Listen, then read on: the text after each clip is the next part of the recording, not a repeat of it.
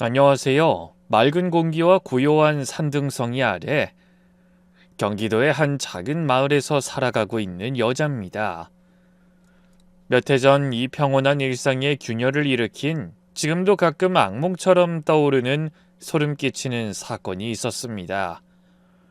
그날 이후 제 삶에 얽힌 오래된 사연들과 그 끔찍했던 순간들을 하나씩 꺼내어 글로 담아보려 합니다. 믿기 어려운 이야기일 수도 있지만 이 글을 읽는 당신이 잠시 귀를 기울여 주신다면 그날의 진실을 천천히 들려드릴게요. 흥미롭고도 섬뜩한 이 여정에 함께해 주신다면 저는 그것만으로도 충분히 감사하겠습니다. 40대 후반에 남편과 이혼을 했습니다. 그이는 회사에서 잘리고 5년 이상을 경제활동을 하지 않고 하루 종일 집에서 술만 마시고 빈둥거리기 일수인 사람이었는데 그런 남편을 제가 계속 데리고 산다는 건 고통이었고 고역이었습니다. 참고 참다 못해 애걸복걸 빌다시피 해서 겨우 이혼을 해냈어요. 그 순간엔 숨이 트이는 줄 알았는데 문제는 그때부터 또 다른 시작이었습니다. 사춘기에 접어든 아들과 단둘이 지내게 되었는데 그 아이가 점점 어두운 길로 접어들기 시작하면서 저는 하루하루가 전쟁 같았습니다. 선생님, 우리 현이가 학교에서 무슨 잘못을 했길래 부르신 거죠? 현이 어머님, 현이가 아이들한테 돈을 빼앗았어요. 20명의 아이에게서 총 4만 7천 원을요. 뭐라고요? 우리 현이가 친구들한테 돈을 뜯어냈단 말이에요? 그게 정말이에요? 네, 어머님. 아이들이 모두 진술했고 현이도 본인이 했다고 인정했습니다. 아이고 머리야. 어떻게 그런 짓을... 지금 현이는 어디 있나요? 이놈 제가 제대로 혼내겠습니다. 정말 죄송합니다, 선생님. 학생부 선생님이 지금 벌을 세우고 있어요. 그리고 현이는 앞으로 2주간 정학 조치가 내려질 예정입니다, 어머님.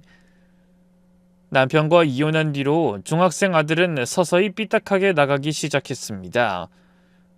처음엔 학교 옥상에서 담배를 피우다 적발돼 몇 번 불려갔었고 그때마다 저는 가슴을 쓸어내리며 도망치듯 교무실을 나왔습니다. 그런데 이번엔 친구들의 돈을 빼앗았다는 말에 머릿속이 하얘졌습니다. 어떻게 이런 일이 벌어질 수 있을까 혼란스럽고 부끄럽고 참담했습니다. 저는 우선 피해를 본 학생들 하나하나에게 사과를 드리고 아이들의 잃은 돈의 10배를 돌려줬습니다. 이게 돈으로 해결될 문제는 아니라는 건 알았지만 엄마로서 할 수 있는 책임은 다해야 한다고 생각했습니다. 그리고 무릎 꿇고 벌을 서고 있는 아들의 머리를 세게 쥐어박았습니다. 이 녀석아, 할 짓이 없어 친구들 돈을 빼앗아? 너 지금 뭐 되는 줄 아냐? 네가 깡패야 뭐야? 아이씨, 왜 또 머리를 때리고 그래? 학생부 선생님한테도 실컷 혼났는데 엄마는 왜 또 그래? 그만하라니까. 이 녀석이 진짜... 너 도대체 뭐가 되려고 이 지경이야? 박현, 언제까지 이렇게 살 건데? 넌 진짜 엄마 속을 까맣게 태우는 놈이야. 안 되겠다. 어차피 학교에서 2주간 나오지 말라고 했으니까 그동안 집에서 엄마한테 똑똑히 혼나야 할 거다. 선생님도 각오를 하셨으니 얼른 따라 나와. 그렇게 아들을 집으로 데리고 와서 결국 몽둥이를 들었습니다.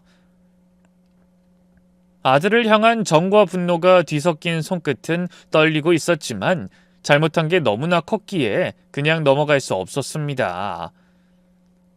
저는 있는 힘껏 아이를 먼지나게 때렸습니다. 그리고 목이 터져라 소리쳤죠. 학교에서 한 일이 얼마나 끔찍하고 무책임한 행동이었는지 한마디라도 가슴에 새기게 하려고 쉼없이 훈계했습니다. 그날 밤 저는 한숨도 자지 못했어요. 아들은 실컷 두들겨 맞고 방에서 울고 있었죠. 아들에게 철 좀 들라고 봉사활동을 데리고 나갔습니다. 제가 보험회사에 다니고 있어 시간이 어느 정도 자유롭다 보니 매일 아침마다 아들을 데리고 지역의 봉사단체를 찾아갔어요. 현이는 처음엔 시큰둥해 하다가도 막상 가면 조용히 할 일을 묵묵히 해냈습니다.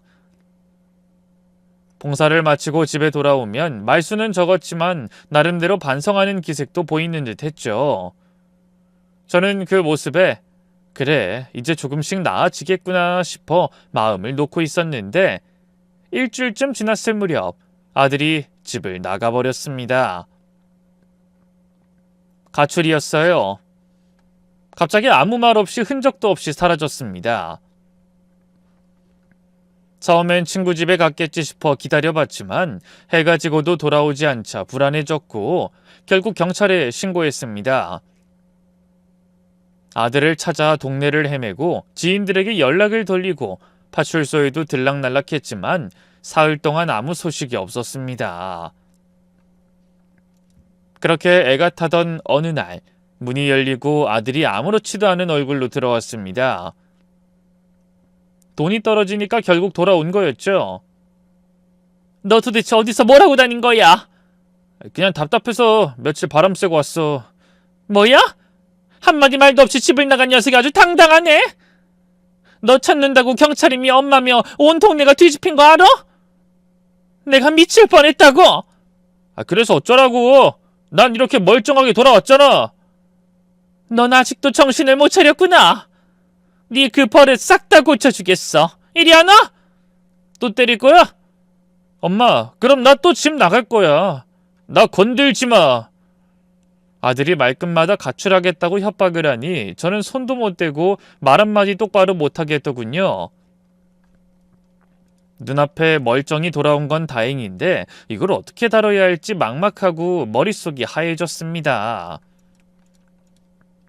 현아, 엄마가 이혼해서 그래서 반항하는 거야?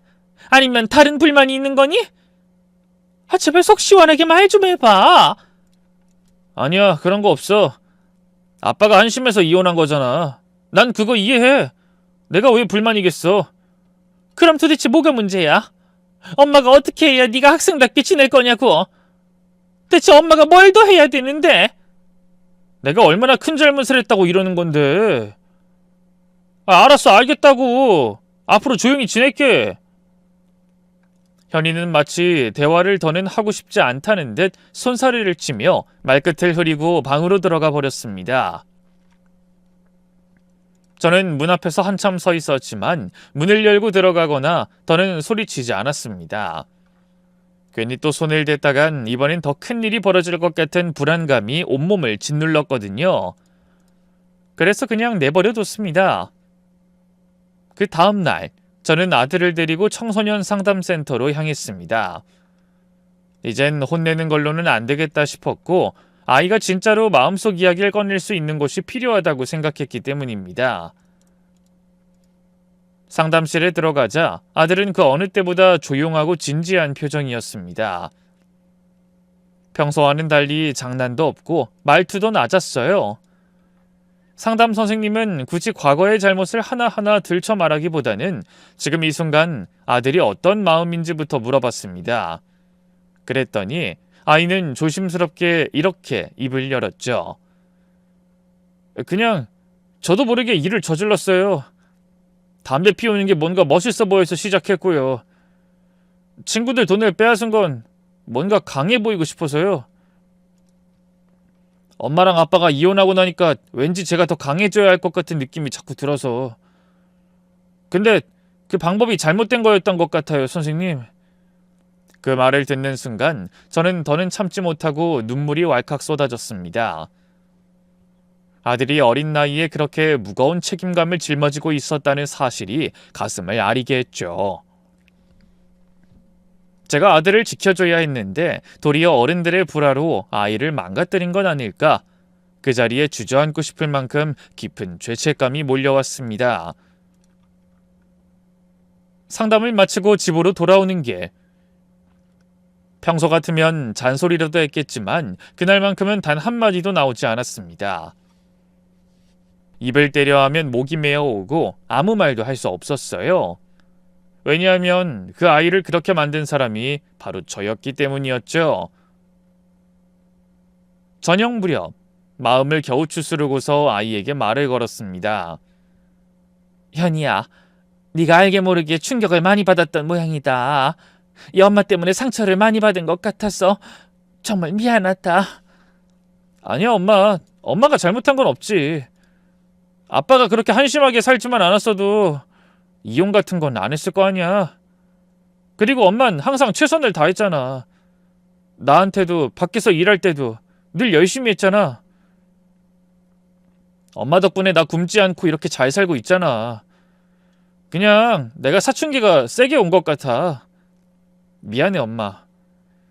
그래, 우리 현이 이제 진심을 말해줘서 고맙다. 너도 나도 앞으로는 서로 노력하면서 지내보자. 이제 엄한 사람 괴롭히거나 친구들 돈 빼앗는 짓 하면 안 되고 가출도 절대 하면 안 돼. 알겠지? 알았어, 약속할게. 이제 사고 안 치고 학생답게 공부 열심히 할게. 그날 밤 저는 처음으로 아이와 깊은 이야기를 나눈 것 같았습니다. 비로소 마음의 문이 조금 열린 것 같았고 아주 작은 희망이 가슴속에 피어났습니다. 한동안은 아들이 조용히 학교 생활을 잘 하는 것 같았습니다. 늦게나마 철이 든 건가 싶어 겨우 마음을 놓을 수 있었죠. 그런데 몇 달이 흐른 어느 날 경찰서에서 연락이 왔습니다.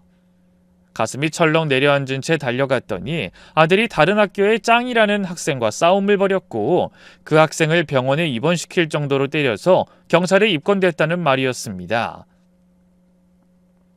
믿고 싶지 않았지만 눈앞에 손목에 파스를 붙이고 앉아있는 아들을 보자 모든 게 사실임을 실감할 수밖에 없었습니다.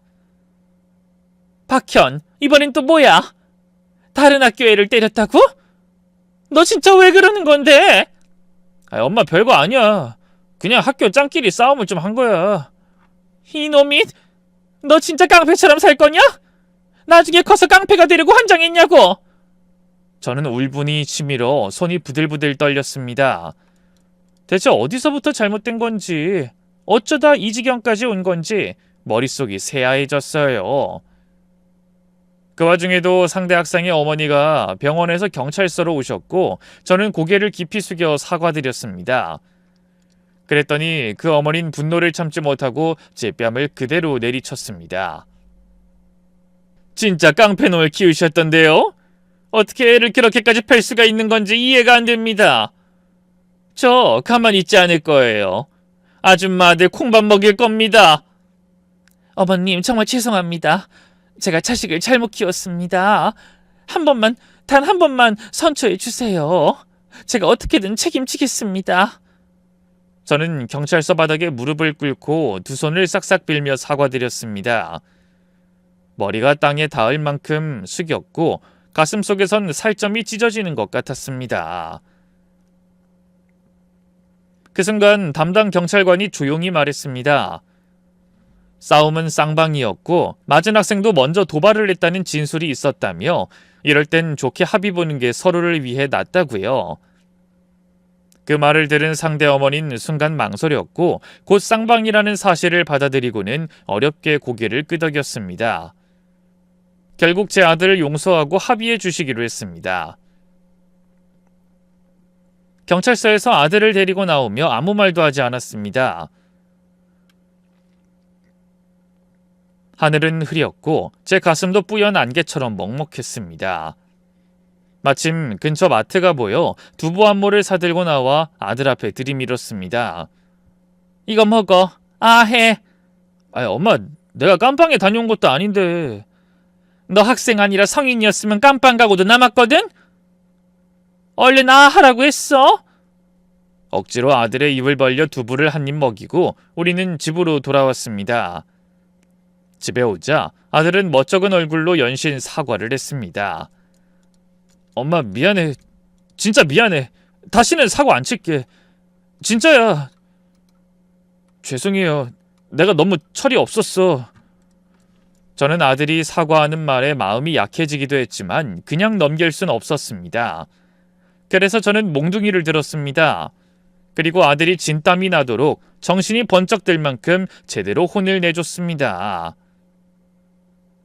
잘못한 게 얼마나 무겁고 심각한 일인지 두 번 다시 같은 실수를 반복하지 않도록 가슴 깊이 새기게 하려는 마음이었습니다.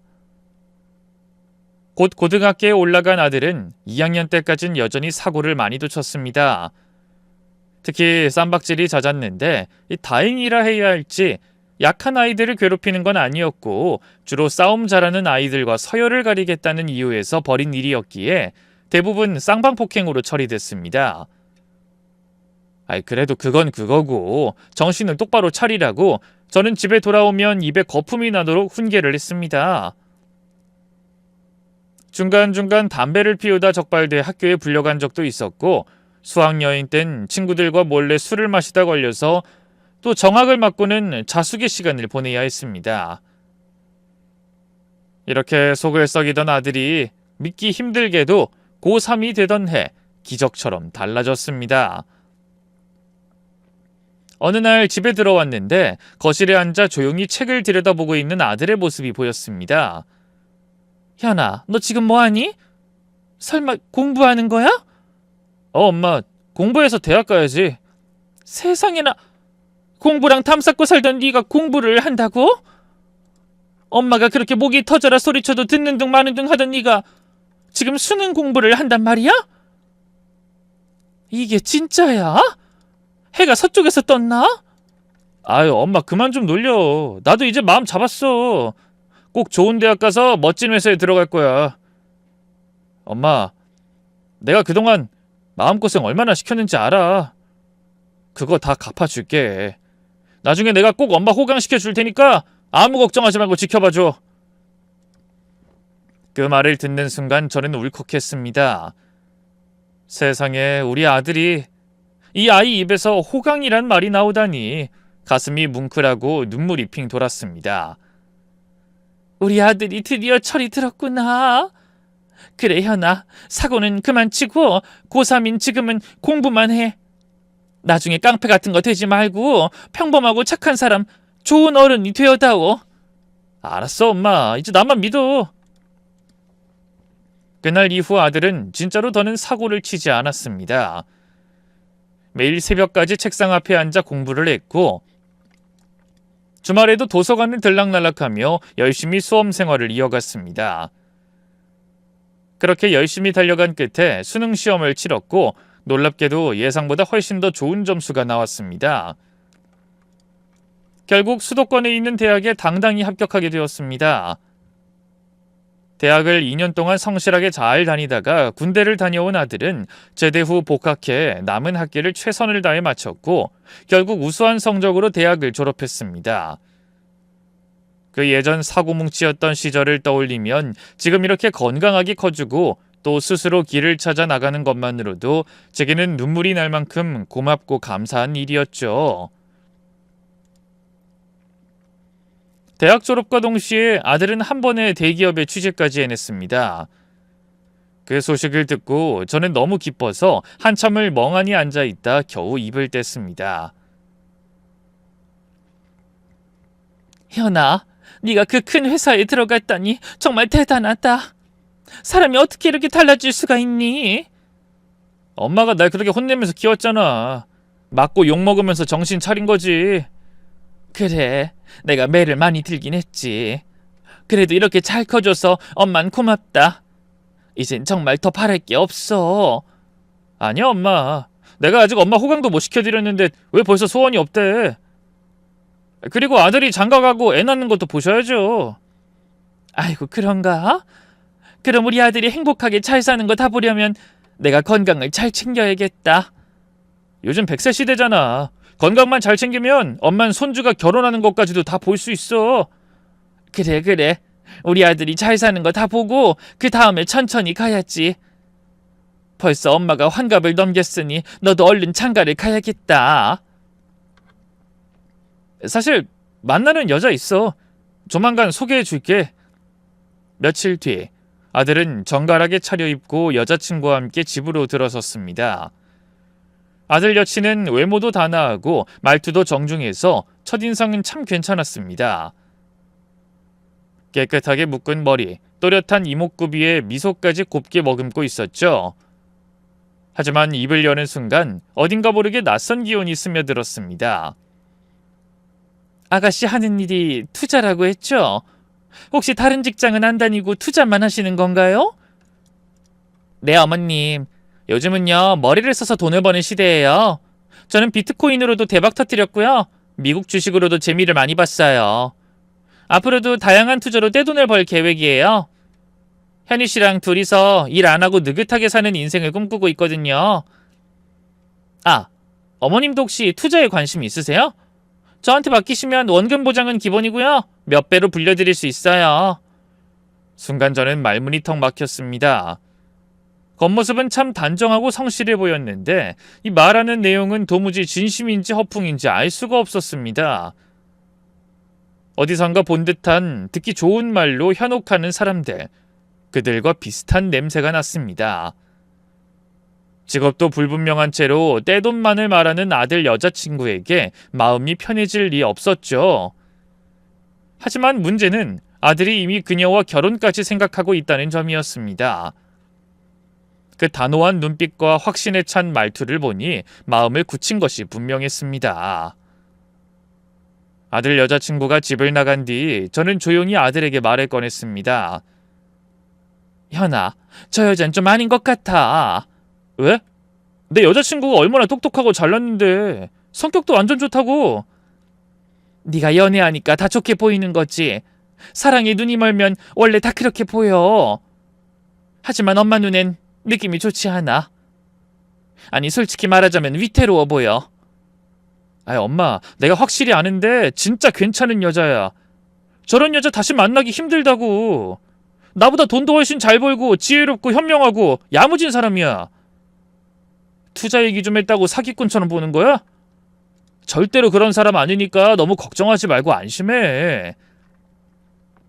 어떻게 안심을 하냐? 네 애인이라는 사람이 처음 본 나한테 투자해보라고 말을 꺼냈잖아. 그게 도대체 말이 되니? 엄마가 괜히 걱정하는 거 아니야. 아무튼 난 아닌 것 같으니까 생각 좀 잘해봐라. 너무 성급하게 굴지 말고. 엄마, 내가 좋다잖아. 좋은 사람이라고. 잔소리 좀 그만하시고 얼른 들어가서 좀 쉬어. 아들의 말투는 단호했고 눈빛엔 흔들림이 없었습니다. 그 여자와 결혼하겠다는 말을 꺼내지 않기만을 속으로 얼마나 간절히 바랬는지 모릅니다. 몇 년 동안 그 아가씨와 연애하길래 결혼까진 가지 않길 바랬는데 다시 집으로 데려와 정식으로 인사를 시키더군요. 저는 또다시 결혼은 참아달라고 이야기를 했죠. 하지만 아들은 제 말을 듣지 않았습니다. 얼마 지나지 않아 아들은 상견례 날짜를 잡았다고 알려왔습니다. 저는 몇 번이고 반대했고 차분히 설득도 해봤습니다. 하지만 아들은 이미 마음을 굳힌 상태였고 걱정할 거 하나도 없다고 오히려 저를 설득하려 들었죠. 예비 며느리가 얼마나 똑똑하고 똑부러지는 사람인지, 삶을 얼마나 진취적으로 살아가는지 매력적인 면을 쉴 새 없이 이야기하며 저를 안심시키려 애썼습니다. 늘 그래왔듯이 아들은 단 한 번도 제 뜻대로 행동해 준 적이 없었습니다. 이번에도 결국 아들의 뜻대로 결혼을 허락해 주기로 했습니다. 속은 타들어가도 겉으론 고개를 끄덕일 수밖에 없었죠. 아들이 선택한 길이라면 다쳐도 자기 발로 걷다가 깨달아야 하니까요. 그게 엄마라는 사람의 끝끝내 외롭고도 씁쓸한 운명이니까요. 아들은 결혼한 뒤로 신혼 사는 재미가 아주 좋은지 연락도 뜸하고 얼굴 보기조차 어려웠습니다. 저는 굳이 연락을 재촉하거나 아들 부부 사이에 부담이 되는 존재가 되고 싶지 않아서 그들이 먼저 연락할 때까진 꼭 참고 기다렸습니다. 그렇게 조용히 혼자서 기다리던 어느 날 아들과 며느리가 예고도 없이 절 찾아왔습니다. 현관문을 열자마자 오랜만에 보는 아들의 얼굴이 눈에 들어왔고 저는 저도 모르게 환하게 웃으며 반가움을 표현했어요. 엄마 아들, 현아, 이게 얼마만이야? 그동안 잘 지냈냐? 신혼 재미가 좋았던 모양이네. 전화 한 통도 없고 말이야. 아이 엄마 미안. 그동안 아내랑 바쁘게 살다 보니 연락을 못했어. 그래서 이렇게 짠 하고 나타난 거야. 엄마 놀래켜 주려고. 그래 잘 왔다. 며느리도 잘 왔고. 혹시 밥 안 먹고 왔지? 네 어머님. 어머님 손맛 가득한 집밥이 너무 먹고 싶었어요. 오랜만에 뵈니까 너무너무 반갑고 좋아요, 어머님. 며느리와 마음이 완전히 가까워진 건 아니었지만 저는 최대한 친절하게 다정한 어투로 그녀를 대했습니다.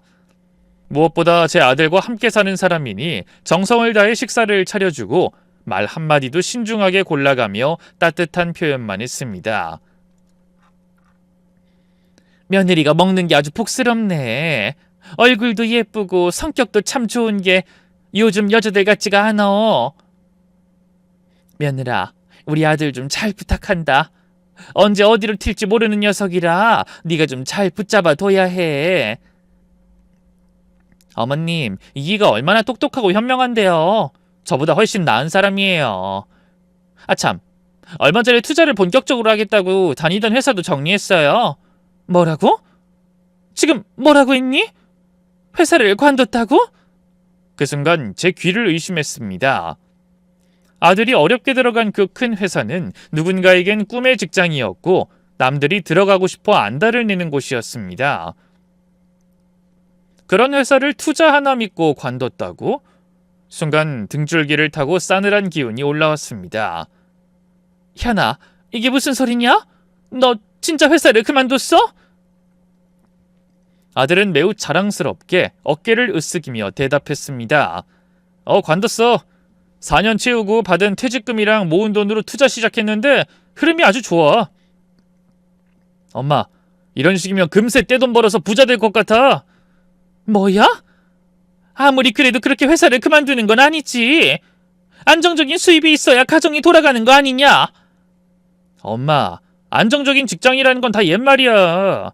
요즘 세상에 평생 직장 같은 건 없어. 그냥 하고 싶은 일 하면서 쉬엄쉬엄 느긋하게 살아가는 게 장땡이라고. 나 지금 투자 잘 돼서 정말 살맛 난다고. 아들의 얼굴은 들떠 있었고 눈빛은 확신으로 가득했지만 제 눈엔 헛바람이 단단히 든 사람처럼 보였습니다. 그 말을 듣는 순간 이 결혼을 기어이 말리지 못한 제 지난날이 뼛속까지 후회로 젖어들었습니다. 한참 동안 자신들의 성공 가능성을 늘어놓으며 자랑을 이어가던 아들과 며느리는 어느새 자연스럽게 이야기를 부탁으로 옮겨갔습니다. 엄마, 우리한테 투자금이 좀 모자라서 그런데 좀 빌려줄 수 있어? 뭐? 투자금을 빌려달라고? 그래, 몇 천만 원만 빌려줘. 금방 갚을 테니까 이 아들만 믿고 한 번만 투자해봐. 그 순간 저는 말문이 막혔습니다. 기가 막히다는 말이 그때만큼 피부로 와닿은 적이 없었습니다.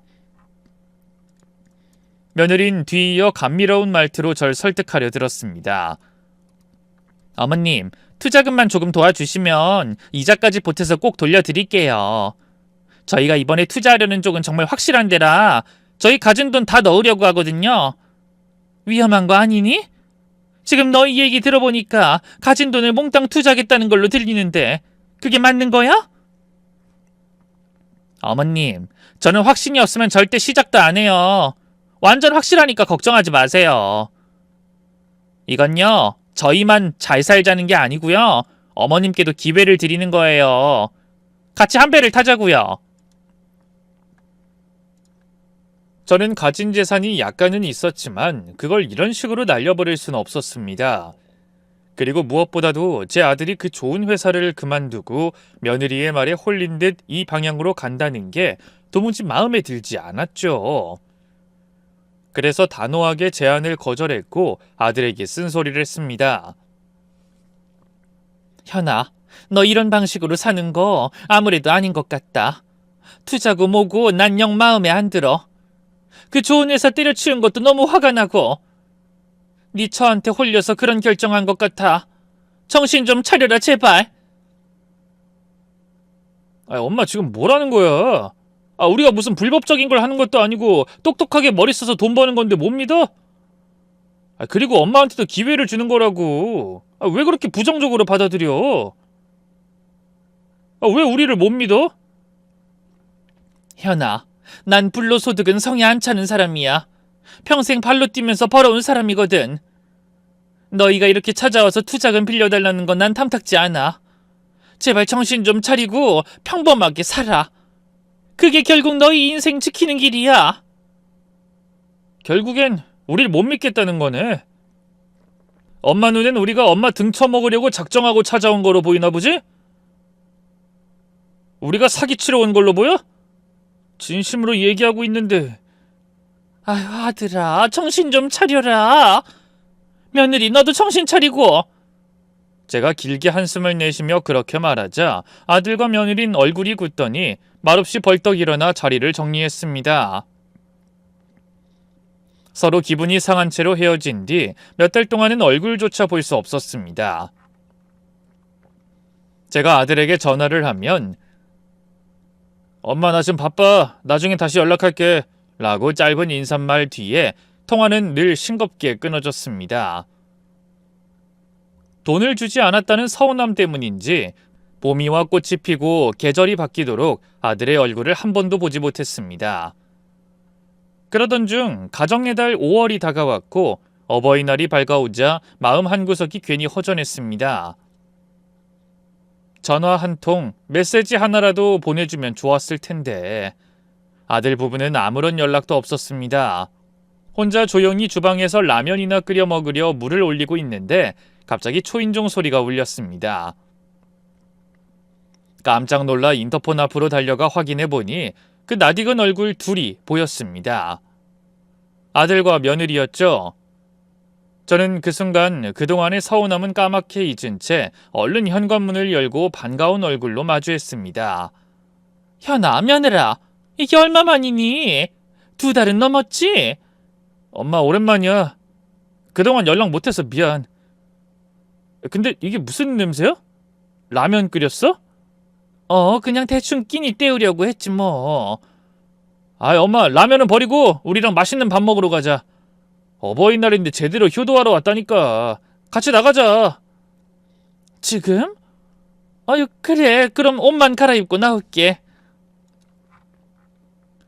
기다림 끝에 찾아온 아들 부부의 마음이 고마워 저는 기쁜 마음으로 서둘러 옷을 갈아입고 집을 나섰습니다. 그들을 따라 도착한 곳은 근사한 한정식 집이었고 저는 태어나 처음 코스 요리를 먹어봤습니다. 하나하나 정성스레 차려진 음식이 얼마나 맛있던지 젓가락을 놓을 수가 없었죠. 맛있다. 근데 여기 비싸지 않아? 엄마 아들이 그 정도 능력도 없는 줄 알아? 우리 요즘 아주 잘 벌고 있거든? 아유, 그래? 아직도 그 투자라는 걸로 벌고 있는 거야? 그거 안전하긴 한 거니? 제가 조심스럽게 묻자 며느리는 한숨을 쉬며 절 마주봤습니다. 그 눈빛엔 어딘가 가벼운 비웃음 같은 게 섞여 있었고 말투는 또렷했지만 싸늘했죠. 어머님, 투자가 나쁜 것도 아닌데 왜 그렇게 색안경을 끼고 보시나요? 저희 진짜 발로 뛰고 공부하고 리스크 따져가며 움직인다니까요. 요즘 그렇게까지 열심히 사는 사람 드물어요. 아유, 그래. 뭐 잘 되고 있다니 다행이구나. 그래, 너희가 잘 되길 엄마는 진심으로 바란다. 어머님한테 투자하란 말 안 할게요. 그러니 이제 편하게 드세요. 그 말에 어색한 웃음으로 고개를 끄덕이고 우리는 식사를 이어갔습니다. 하지만 언제부터인가 기억이 끊겨버렸습니다. 숟가락을 들고 있던 손끝이 저리더니 눈꺼풀이 이상하리만치 무거워졌고 그대로 의식이 스르르 꺼졌습니다. 눈을 떴을 때는 이미 어딘가로 이동 중이었습니다. 주변은 어두웠고 몸이 제대로 움직이지 않았습니다. 눈을 완전히 뜨기도 힘들었고 꿈인지 현실인지 모를 그 흐릿한 순간에 익숙한 목소리가 들려왔습니다. 아들은 제 몸을 가볍게 일으켜 등에 엎더니 승합차 뒷좌석에 조심스럽게 눕혔습니다. 몸은 움직이지 않았고 손끝조차 감각이 없었지만 귀는 살아있었습니다. 아들 부부의 대화는 제 인생에서 가장 믿고 싶지 않은 진실이 되어 귓가를 때렸습니다. 자기야, 어머님 언제 깨어나실까? 오늘 안에 못 깨어나. 차에 태워서 목적지로 가자. 어머님이 깨어나면 아주 깜짝 놀라겠네. 우리가 준비한 걸 보면 소스라치게 놀라서 또 기절할지도 몰라. 자자 서둘러. 해지기 전에 다 끝내야지. 어둠이 깔려야 움직이기 더 좋다고. 그 순간 제 몸은 승합차 뒷좌석에 고정됐습니다. 안전벨트로 꽉 조여져 있었고 팔과 다리는 돌덩이처럼 무거웠습니다. 눈꺼풀은 천근만근이었죠. 그러나 마음은 이미 도망치고 있었습니다. 차가 울퉁불퉁한 비포장 도로에 진입했을 때 몸이 퉁퉁 튕겼습니다. 그 충격에 잠긴 감각이 서서히 돌아오기 시작했죠. 눈이 조금씩 떠졌고 흐릿하게나마 창밖 풍경이 보였습니다. 허허벌판 잡초만 무성한 들녘이 보였죠. 그리고 아들의 승합차 뒤편에 놓인 삽자루 하나, 순간 숨이 멎는 것 같았습니다. 쇳소리가 귀에 닿는 순간 머릿속에 번개가 쳤습니다.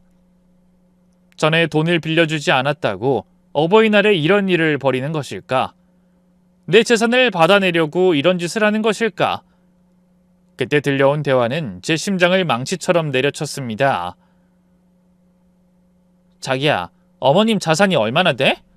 글쎄, 집이랑 현금도 꽤 있을걸? 보험일 열심히 하셔서 보험왕도 몇 번 하셨거든. 그랬구나. 그래서 투자 제안을 거절했나 보네. 여유가 있으시니까. 열심히 살아오셨지. 근데 더는 그렇게 못 사셔.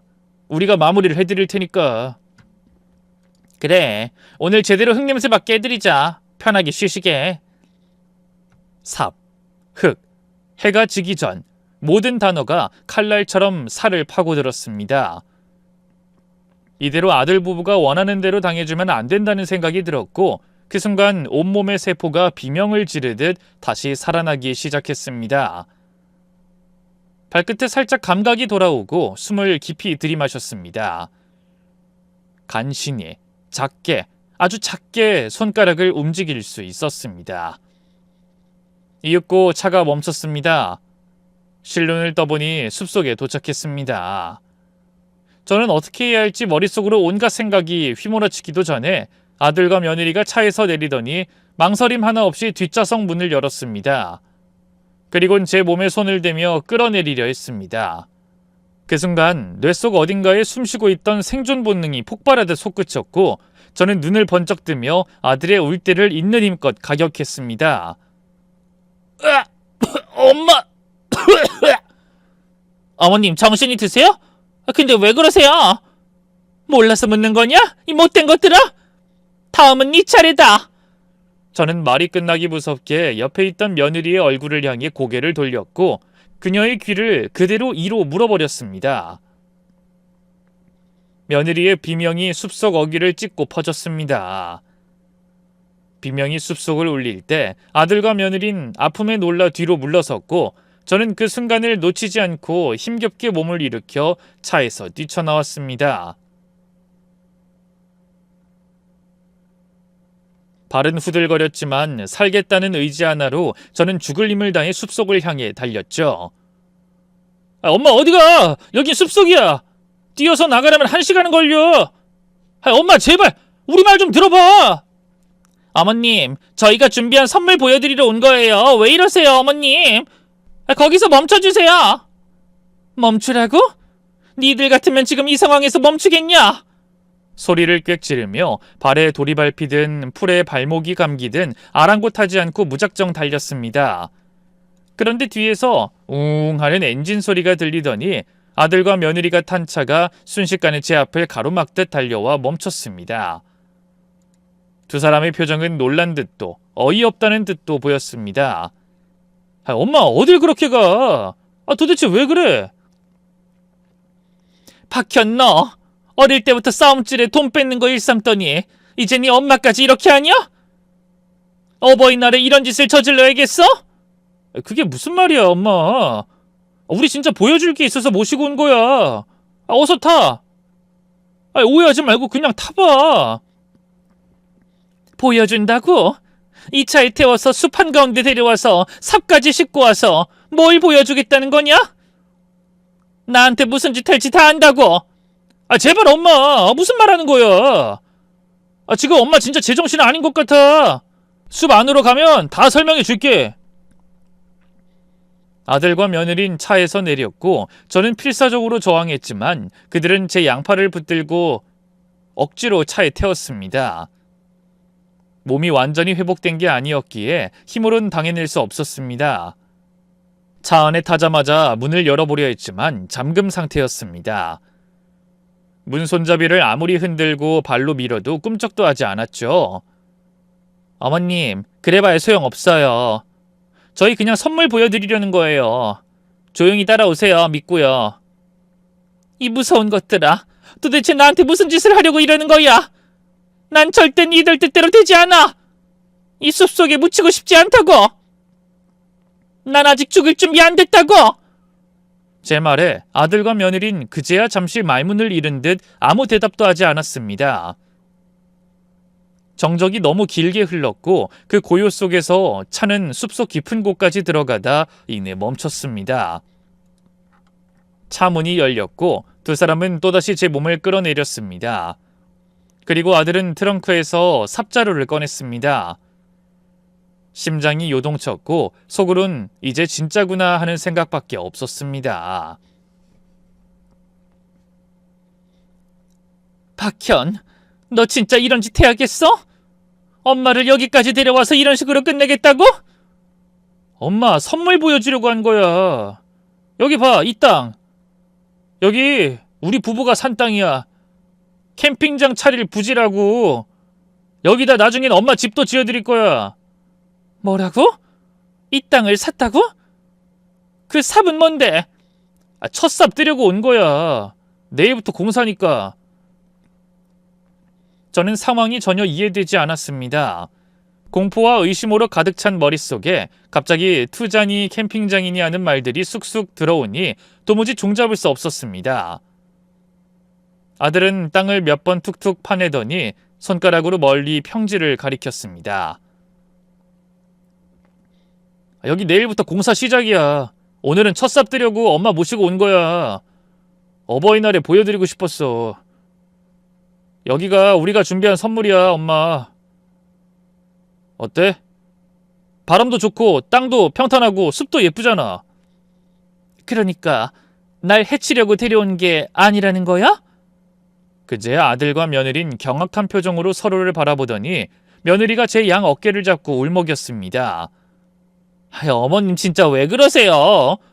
저희가 무슨 그런 짓을 해요? 도대체 무슨 상상을 하신 거예요? 그러면서 다다다다다 연달아 말하기 시작했습니다. 아까 한정식집에서 땅콩 들어간 소스 드신 거 기억 안 나세요? 어머님 견과류 알레르기 있잖아요. 소스에 땅콩이 들어있는 걸 모르고 드셔서 갑자기 호흡 곤란 오고 거품 물고 쓰러지셨다고요. 뭐라고? 내가 식당에서 쓰러졌다고? 네. 저희 얼마나 놀랐는데요. 바로 병원 응급실로 모셔갖고 다행히 치료받고 3시간 만에 깨어나셨잖아요. 의사도 이제 괜찮다고 했고 어머님 주무시는 동안 캠핑장으로 데려온 거예요. 어버이날 선물로 보여드리고 싶어서요. 그럼 진짜로 날 해치려던 게 아니라? 어머님, 저희가 어떻게 그런 거래요? 정말 너무하시네요.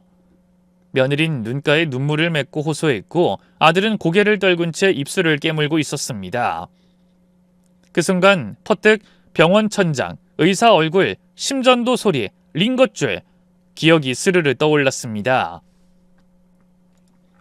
분명 그때 숨을 못 쉬었고 의식을 잃었던 게 그게 정말이었습니다. 모두 다 기억이 났습니다. 저는 조용히 땅바닥에 주저앉았죠. 아들과 며느리를 올려다보며 저는 천천히 거의 숨결처럼 중얼거렸습니다. 난 그런 것도 모르고 니들이 날 이 숲에서 마지막 날을 보내게 하려는 줄 알았네. 엄마, 세상에 어떻게 그런 상상을 해? 내가 아무리 과거에 사고를 많이 치고 불효자라도 그런 몹쓸 짓을 할 리가 있겠어? 엄마, 난 절대로 그런 끔찍한 일은 절대 못해. 난 그런 못된 놈 아니야. 아들의 눈이 동그래지며 떨렸고 목소리엔 울컥한 감정이 묻어나 있었습니다. 그러자 옆에 있던 며느리가 조용히 아들의 팔을 잡고 진정시키듯 말했습니다. 여보, 어머님이 아직 완전히 정신이 드신 상태가 아닌 것 같아. 병원에서 치료받고 나왔다곤 해도 심한 쇼크 상태였잖아. 우리가 오늘 굳이 여기까지 모시고 오는 게 아니었어. 이건 우리가 잘못한 거야. 아들의 입술이 떨렸고 이마를 짚으며 한참을 머뭇거리다가 고개를 떨군 채 말했습니다. 그런가? 맞아. 괜히 오바해서 엄마한테 무리한 걸지도 모르겠다.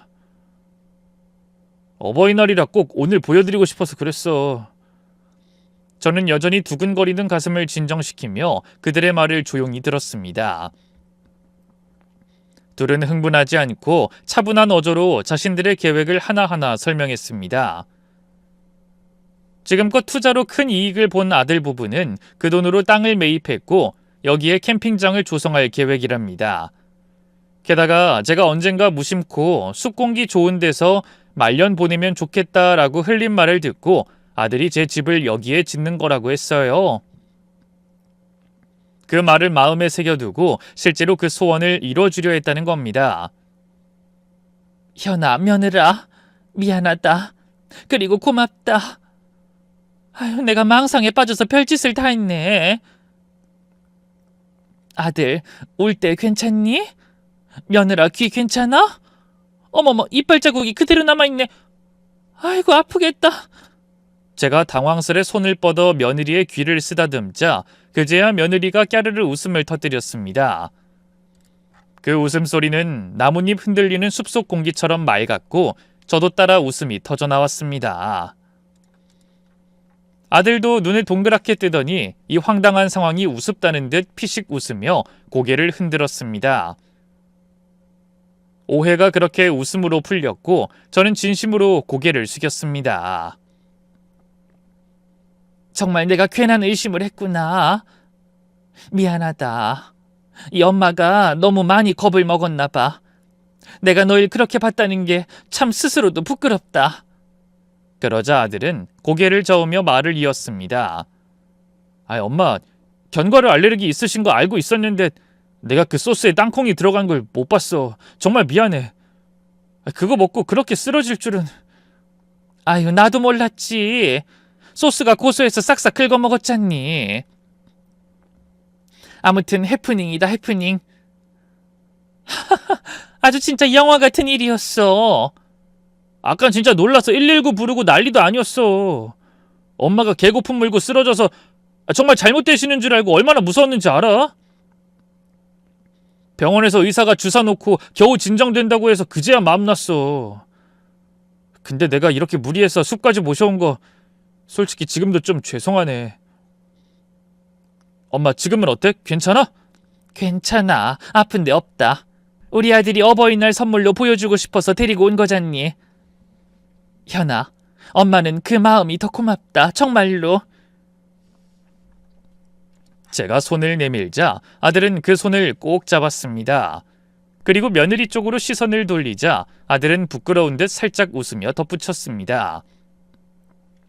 이번 투자가 운도 좋았지만 사실 거의 다 아내가 벌어들인 돈이야. 그동안 이 일에 꾸준히 뛰어들어서 아내가 부지런히 모은 돈으로 이 캠핑장이랑 엄마 집을 짓는 거야. 어머, 그럼 우리 며느리가 다 해주는 거란 말이야? 그런 예쁜 마음도 모르고 내가 그동안 의심만 했구나. 며느라, 미안하다. 정말 미안해. 제가 눈시울을 붉히자 며느린 조용히 고개를 끄덕이며 말했습니다. 괜찮아요, 어머님. 저희 부모님도 제가 투자만 하고 돌아다니는 거 싫어하셨어요. 늘 불안하다고 그만두라 하셨죠. 그래도 전 포기 못했고 여기까지 온 거예요. 어머님께 보여드리고 싶었어요. 여기 공기 좋죠? 어머님 댁은 바로 저쪽 저 언덕 아래 지을 거예요. 조용하고 햇볕 잘 드는 곳이에요. 저희 부부는 이 캠핑장에서 손님도 받고 어머님이랑 같이 살 거고요. 아주 멋진 계획이구나. 그래, 고맙다. 진심으로 말이다. 그렇게 모든 오해가 말끔히 풀렸고 우린 함께 삽을 들어 흙을 퍼냈습니다. 작은 흙덩어리 하나에도 의미가 담긴 듯했고 바람도 유난히 맑게 불어왔습니다. 다음 날 저는 다시 그 숲속 공사 현장을 찾아갔습니다. 공사가 시작된 그 땅 위엔 벌써 기초 공정이 들어갔고 제 집이 들어설 자리에 작은 깃발이 꽂혀 있었죠. 몇 달이 흐르고 드디어 캠핑장이 완공되었습니다. 그와 함께 제 집도 온전히 지어졌습니다. 튼튼한 나무로 지은 집은 멀리서 봐도 멋스러웠고 숲과 어우러져 한 폭의 그림 같았죠. 하지만 문을 열고 들어간 실내는 상상 이상이었습니다. 햇살이 가득 들어오는 통창, 나무향이 그윽하게 밴 바닥, 그리고 제가 늘 꿈꿔왔던 따뜻하고 안온한 공간이 펼쳐져 있었죠. 세상에, 여기가 내 집이라니 믿기지 않아.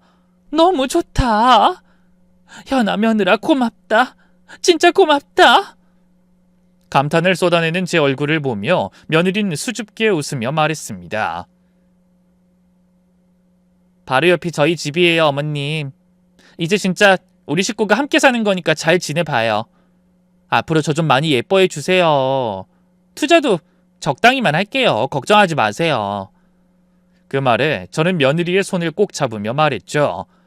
아이고야, 내가 그동안 며느리한테 괜한 의심하고 마음 열지 못한 게 아쉽고 미안하고 그래. 이제라도 우리가 이렇게 한 지붕 아래서 가족으로 다시 시작하게 됐으니 그래, 잘 지내보자. 꼭 그렇게 하자. 그렇게 저와 아들 부부는 숲속에서 새로운 삶을 시작하게 되었습니다. 캠핑장은 오픈 첫날부터 손님들로 북적였고 계절을 가리지 않고 텐트와 웃음소리가 가득했어요. 도시의 소음 대신 바람소리와 나무의 속삭임이 일상이고 저녁이면 모닥불 앞에서 식구들과 둘러앉아 고기 굽는 냄새가 피어났습니다. 그런데 그러던 어느 날 며느리가 조심스럽게 말을 꺼냈습니다. 어머님, 저 요즘 몸이 좀 이상해서 병원에 다녀왔는데요. 임신이래요. 그 말을 듣는 순간 가슴이 벅차올랐습니다. 정말이니? 집도 이사해서 기분이 좋은데 임신까지 했다니. 이거 완전 겹경사구나. 아주 잘했다. 눈앞에 펼쳐진 숲보다 더 고요한 기쁨이 가슴 안에 피어올랐습니다. 그날 이후 저는 손녀를 기다리는 하루하루가 선물처럼 느껴졌습니다. 이 아이는 상처로 얼룩졌던 우리 가족에게 찾아온 기적 같은 봄이었으니까요. 그리고 지금 새해가 지나 저는 이 숲속 집에서 손녀와 함께 아침 햇살을 맞으며 놀고 있습니다. 아들과 며느린 여전히 바쁘게 캠핑장을 운영하며 손님들을 웃음으로 맞이하고 있고요.